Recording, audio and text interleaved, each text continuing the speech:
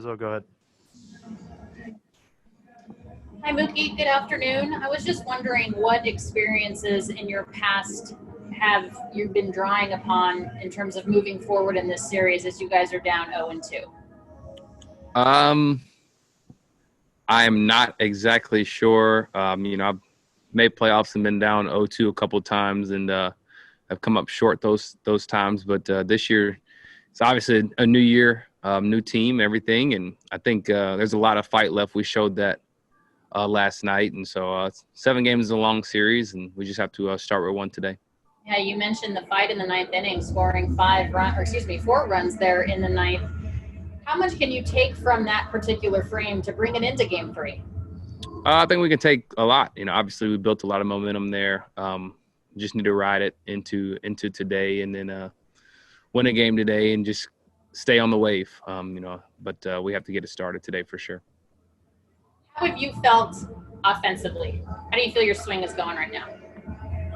It's okay. I haven't really barreled too many balls, and got my first hit yesterday. But it's obviously going to take all of us. Not just me, and I understand that. But I also do need to do my job, which is get on base and score some runs. Corey Seager hitting behind you, a big night offensively for him, getting you guys on the board with a 2-run shot and then continuing to produce there in the 9th inning. What's it been like having him hitting behind you?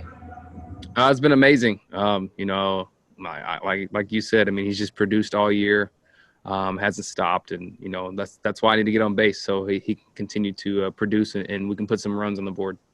Thank you for your time. Good luck. Next question is from Dave Vassegh. Go ahead.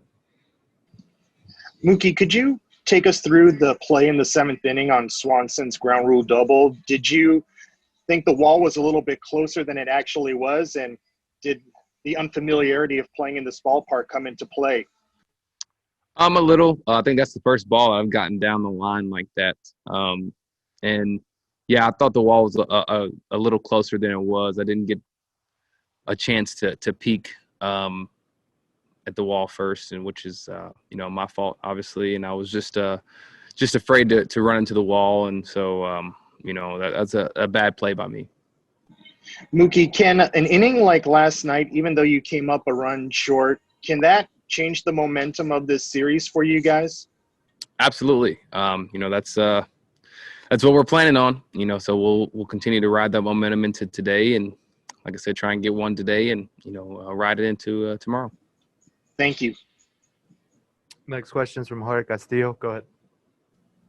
Hey, Mookie, you guys are faced a lot of pitchers you haven't seen, rookies. They announced another starter tomorrow that's going to be a rookie. How do you prepare for so many pitchers you haven't seen and rookies that don't have much tape?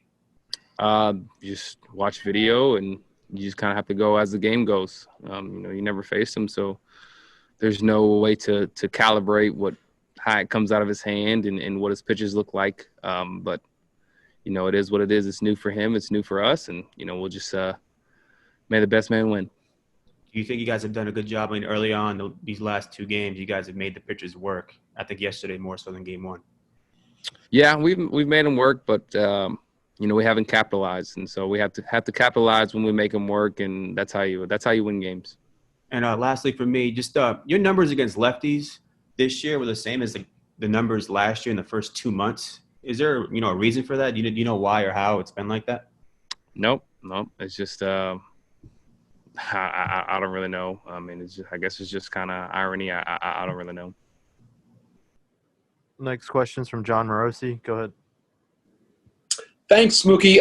My question on the hitting side of things, have you noticed the Braves approaching you from a sequencing standpoint any differently than what the Padres did? Maybe a little more breaking balls, at least late in the game yesterday? No, I think it's similar. Maybe, a couple more breaking balls, but it's similar. And, I have to be a little more disciplined and try and swing at some strikes and give myself in some advantage counts by taking some of those pitches down below the zone. So it's definitely my fault for not being disciplined. Next question is from Bill Shaikin. Go ahead. Mookie, what did you know about Justin Turner before you signed with the Dodgers as a person, as a player, and as a leader? And what have you learned about him on those fronts since you got to LA? I didn't know much about JT, other than I know he was a really good player, could swing it really well. He could pick it as well on D, and didn't know him. Like I said, didn't know him much outside of that. And then once I got here, I got to see the kind of person he is, the leader he is. He loves to have fun, but he's also that person that you can always go talk to about something in the game that you may not understand. He's been around for a long time, so he's been through a lot. And so it's great to have someone like that in the clubhouse, a leader like that in the clubhouse, a presence, in the 3-hole as well, getting hits and keeping the line moving. And so he's done an amazing job in everything. And, I love him. Thank you. Next question is from Bill Plunkett. Go ahead. As deep as this lineup is, Mookie, do you still feel the responsibility to be the guy who sparks it? Yeah, it's my job. I lead off, and I have to take ownership in that. I've been doing it all year, and I can't stop now. And I haven't done it these last couple of games, so I need to get rolling and try and spark some energy. The Braves' first 2 games, how well have they pitched? They pitched great. You have to give credit. They kept us off the board. In those, we had some opportunities to score, and they bear down and threw strikes and got out of that inning, got out of those innings, should I say? And so they've done a great job, for sure. Your numbers against left-handers are so strange for your career. Have pitchers been doing anything differently? I'm sure there's been some differences. But I don't have an answer to that.